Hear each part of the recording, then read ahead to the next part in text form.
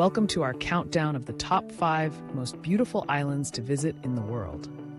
Coming in at number 5, we have Bora Bora in French Polynesia. Known for its crystal clear waters and overwater bungalows, this island is a paradise for honeymooners and luxury travelers alike. At number 4, we have Santorini in Greece. Famous for its stunning sunsets, whitewashed buildings, and blue-domed churches, Santorini is a must-visit destination for anyone looking for a picture-perfect getaway. Taking the 3rd spot is the Maldives. With its pristine beaches, vibrant coral reefs, and luxurious resorts, the Maldives is a dream destination for those seeking relaxation and natural beauty. In 2nd place, we have Maui in Hawaii.